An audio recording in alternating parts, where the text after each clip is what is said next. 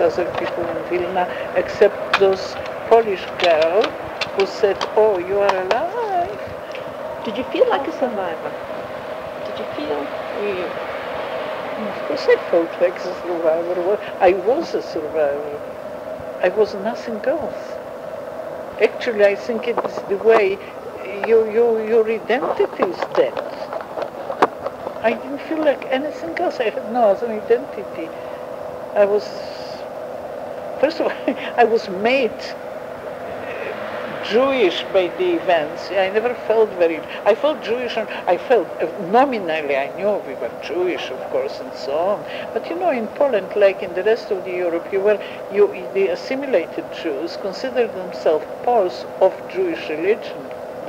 That is what we cultivated at home, this illusion that you can be like this. And like Germans of mosaic face, they called it. Germans of mosaic face. And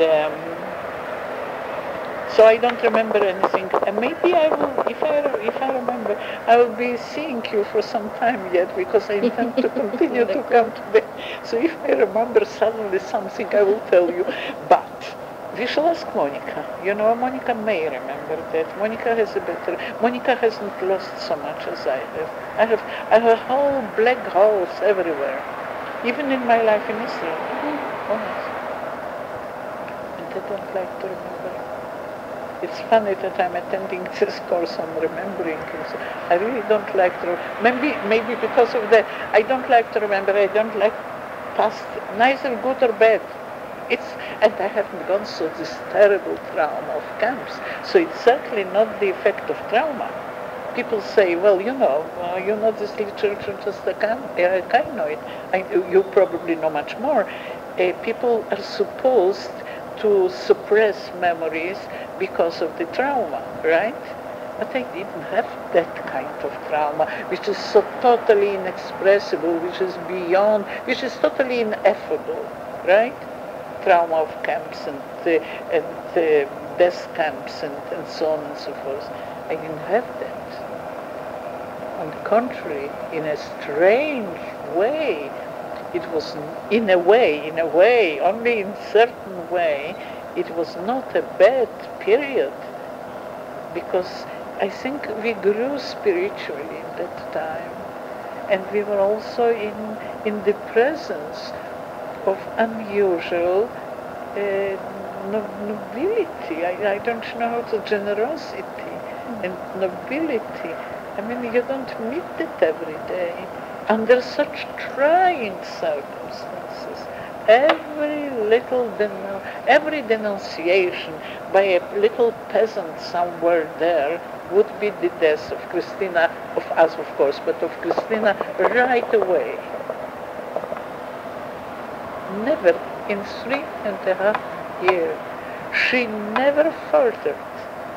She never hesitated. She never said a word of that maybe we are a burden on her. Not forget the hunger and the food that we shared with her. She shared with us. Forget that. But this terrible danger, never. She took it. That is how it should be. So it's a very inspiring experience. And I think my sister maybe doesn't. My sister is a more, I don't know, more practical and more intellectual person than I am. And she maybe doesn't look, but she probably does in a way look at it like this, but she doesn't, I don't know whether she can trace the effects of that on her present life. Now, listen, I have to tell you, my sister is a very sick person. She's a very sick person. She went through a terrible trauma here by her, because her husband was very, very sick for a very long time, and she took care of him, and she took care of him. She turned the house into a hospital, and she suffered terribly, but took it, I think, unreasonably. I think she behaved in a way unreasonably, but now she suffered. It changed her to the worst, to the worse. And to the worse in the sense she has not become a bad person. She's a very good person, good-hearted, warm-hearted person, but there is a lot of bitterness. And besides, which I think is also in many ways a result of that terrible period, because I'll tell you something in a moment, but I finish the sentence because I forget.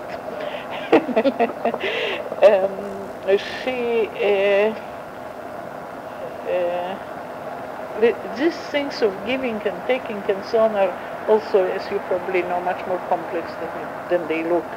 And I forgot both now, the thing that I wanted to continue and the one that I wanted to tell you in parentheses. I forgot both. Of the then on now. You don't always see the effect. I think that, I think that the effects of the 3 years with Christina had lasting effects on me. I think that it might be not by chance that I took so strongly to Buddhism. I taught Buddhism for many years in the university, and I really took to it very much. I think maybe it was not by chance. It was by chance in a way because I lived in the East and had the chance to study it and so on. But still, you can study many things there. And you can come back and start again with sociology. I didn't want to look at sociology anymore. So my sister is, in a way, a different person. Yes, she suffered strokes, small strokes, one after another. And the strokes, of course, paralyzed parts of her brain, which means that they caused certain personality changes. Her personality is completely changed. Yet, my experience in life, and especially with old people, says that people don't change. People don't change. There is only that certain of your weaknesses grow stronger. And somebody said, and your strength is gone. Your weaknesses grow stronger and your strength is gone. By which I mean that probably unless you change, and very few people change, I think I changed a little. I think that under the influence of my preoccupation with Buddhism, and maybe my preoccupation with Buddhism was in part motivated by the experience of Christina and so on. Maybe, I'm not sure, I can't say. But I think maybe I became a little better person, better person, yes, I think. More tolerant, all these things. But Monica didn't have that experience. And Monica is, how shall I say, she's a very uninspired person. She had wonderful intellect. And very ambitious, very good organizer. She was a very important person in the Ministry of Defense. She organized the department of, she was in charge of the department of for invalids, the rights and adjudication and all these things. She went for a couple of years to Paris to organize that for France. This whole thing, organization of the invalid statutory rights and how do you call it? Rehabilitation and the laws and so on and so forth. Then she made her PhD in some fantastic thing with probation officers and models and things, I don't know, very sophisticated. And then she stopped everything to take care of her sick husband, unreasonably, and kind of gave up. And so I don't know to what extent we complement each other. In some ways we complement each other. In some ways we are twins, so we're probably similar. But that's it. I just telling you. But if you want, I can. If you tell me, if you ask me things which I can't answer, I can either go and ask Monica, or I can, of course, make an appointment for you with Monica, which is no problem. She sits in the hallway in her home most of the time, and so we can.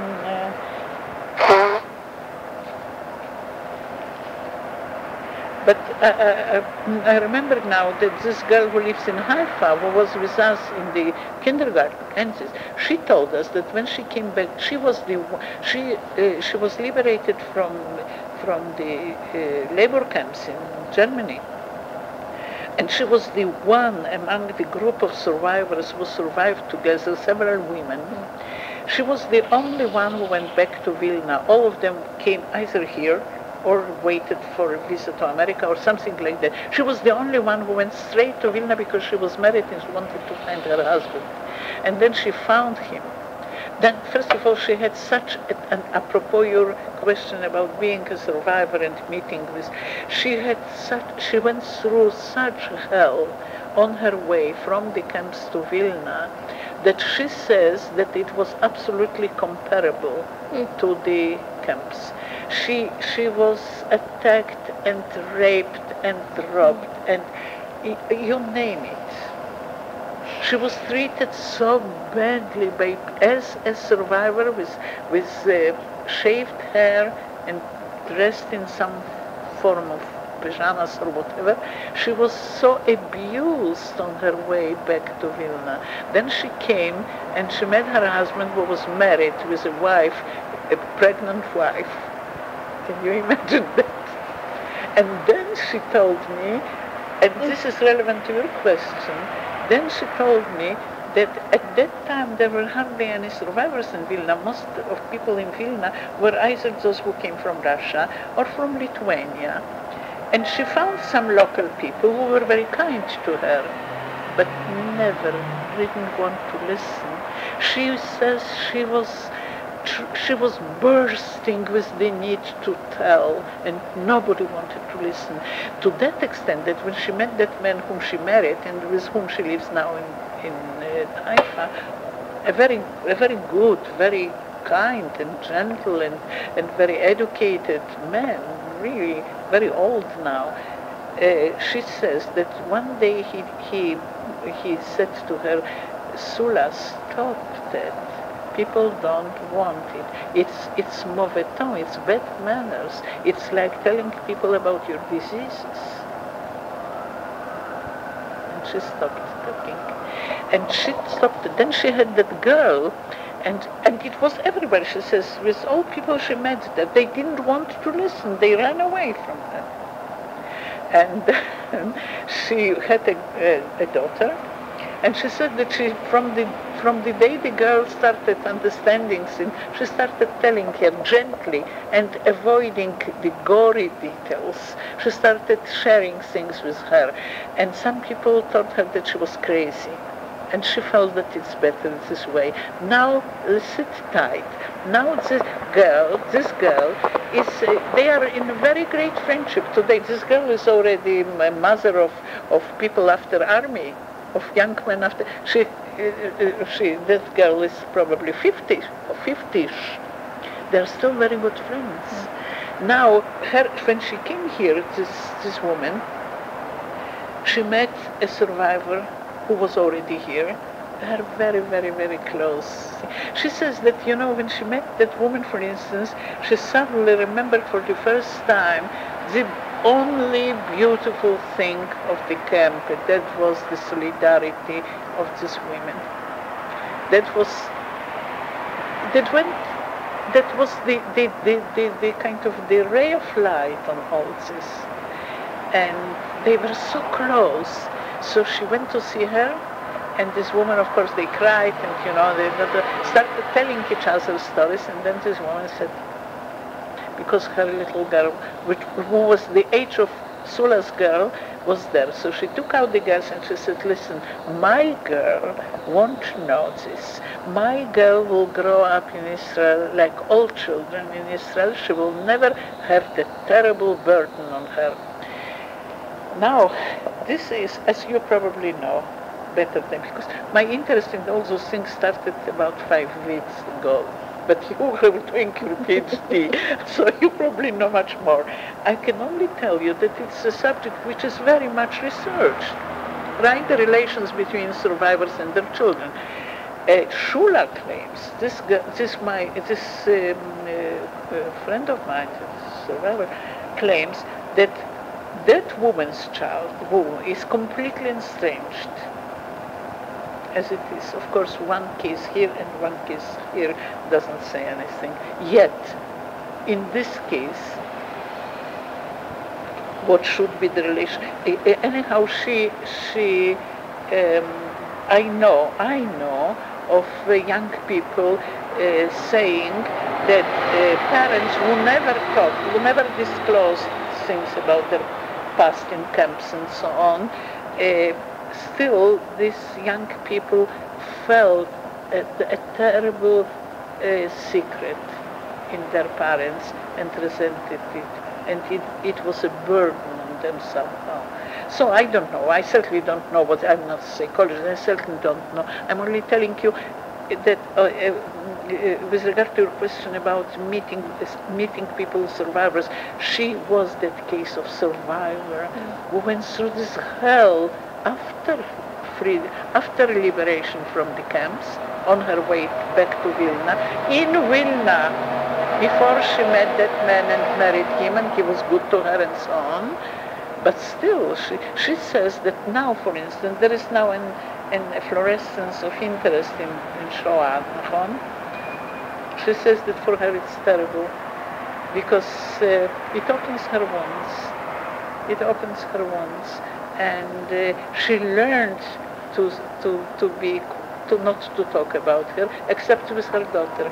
And it's an interesting thing that her daughter, who made her PhD with Bernard Lewis in Princeton, and came back here and works for Yad Vashem.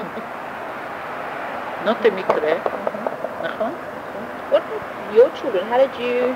I have only one son, and he's a social anthropologist, sociologist, teaches at the university. Now, what do? I know I didn't talk, but I didn't keep it secret.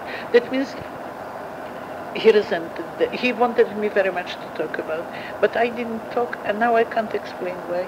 I didn't talk to him, not because I pretended not to have a secret, no.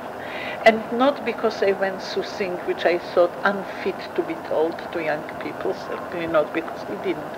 I did talk about Christina a lot. He met Christina as a little child, but he knew a lot about Christina and the story.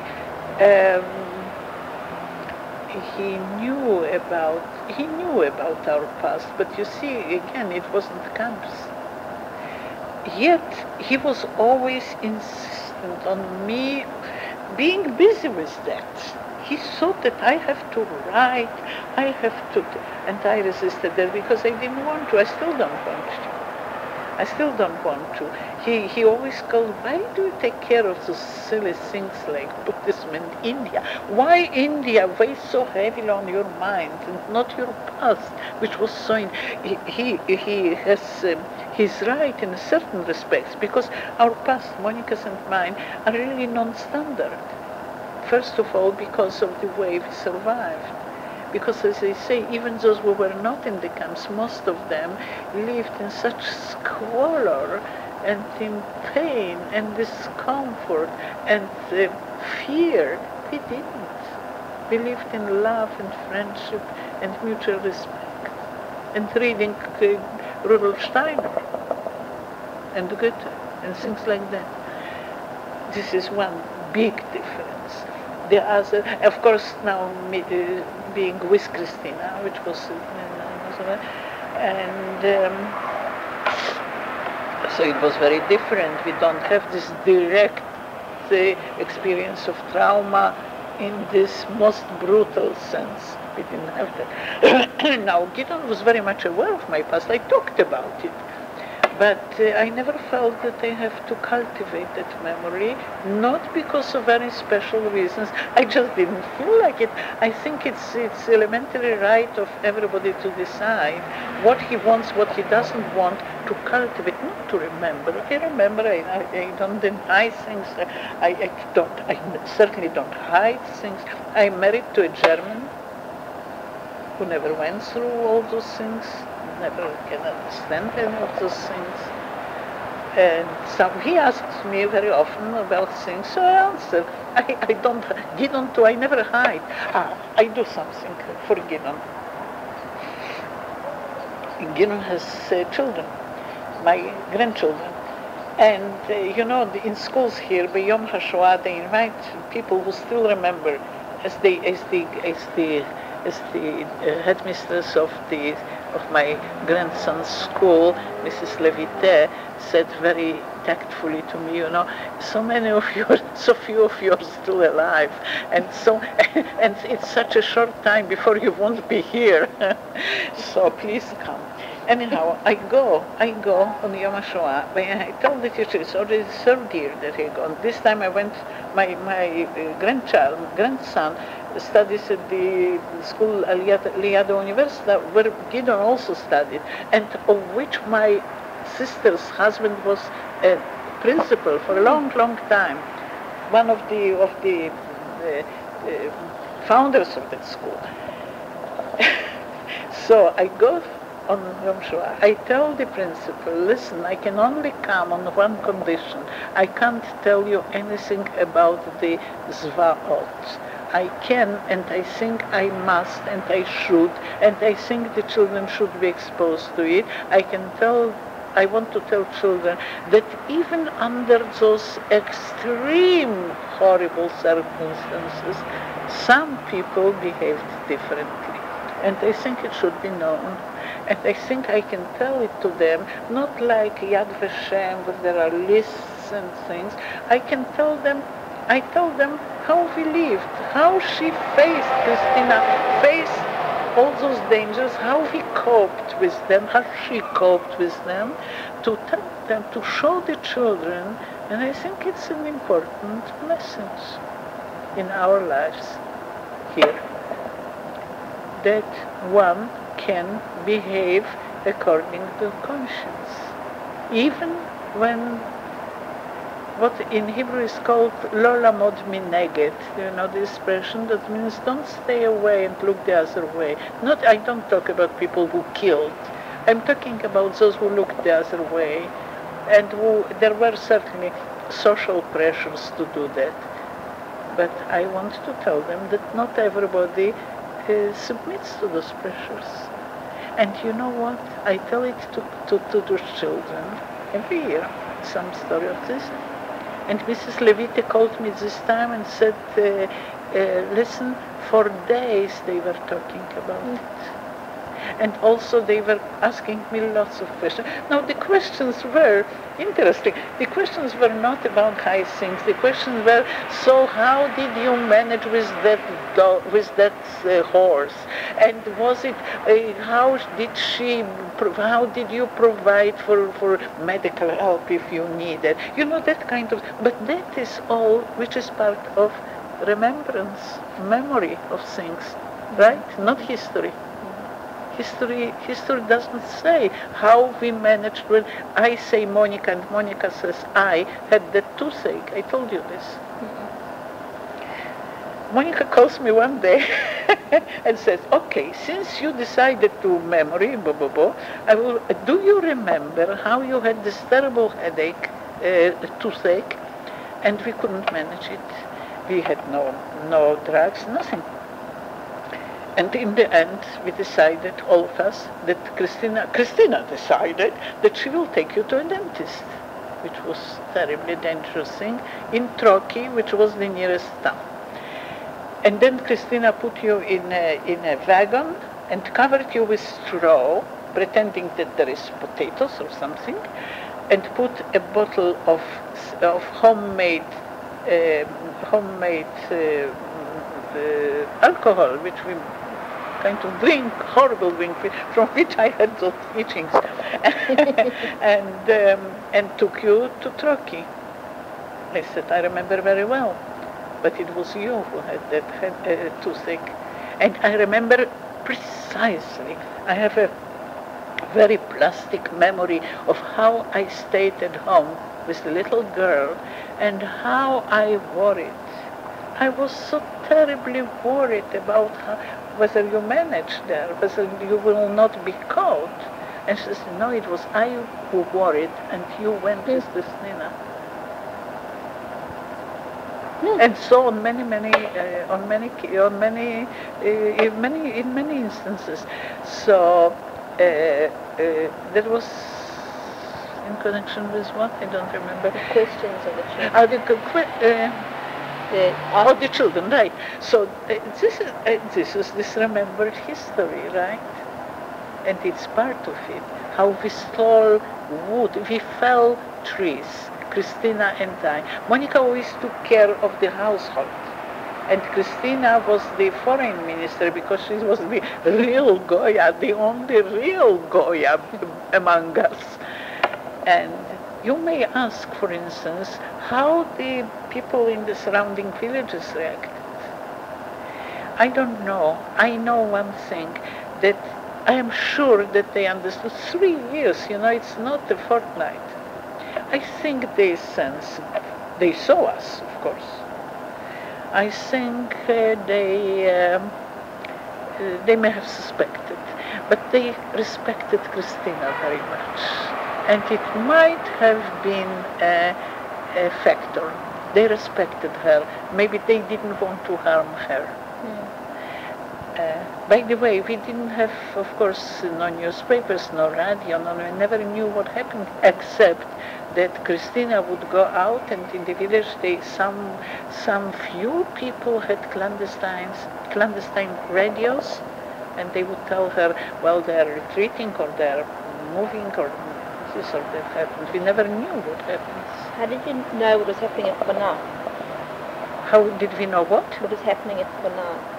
Oh, we heard the sound. We heard the firing. We heard the firing nights. Sometimes days you hear less. But there is another thing which I may tell you, that when you live like this, first of all in fear, second in a very quiet place, third, and maybe most important, without television, radio, newspapers and that kind of thing, your senses work differently. You become very sensitive to sounds. It hinges on kind of what people may call telepathy. Of course, we don't have any telepathic abilities, no doubt. But often, when the groups of partisans would come and knock on the window, I would wake 5 minutes before that and know that they will come and feel that somebody will come. And I think that there is nothing mysterious in that. I think that we heard the steps, because probably they went around the house before knocking, looking, and I think your senses are so mobilized. And of course there is no input of all this bullshit from, you are all, you are mobilized, first of all on survival, and second on your senses are much more acute than otherwise. I really do realize how deafening and numbing is the effect of all this media and so on and so forth. Of course, I use the media, I work with a computer and I look at television from time, very, very little, but from time to time, and use telephone and radio and things like that, of course. But I realize how different it is when you are without all that for a long period of time, and yet very intensely aware of what is happening. Not specifically, you don't know exact events, but you sense the events, you know. Now, you say, for instance, how did we know that? First of all, we heard that, but how I'm trying to find out, to think, how we connected that shooting with Ponari. It might have been some, no, that they were shooting Jews was no secret, I mean, it was obvious. Or maybe it wasn't. Well, we probably knew from, Christina would probably tell us, she probably heard from people in villages and so on. I think so. I know that we knew. I know that we realized. I know that we talked about it. We realized that that shooting all the time is shooting the Jews in Ponari. I don't remember anything more. I'll have to run. You're probably tired too. Thank you.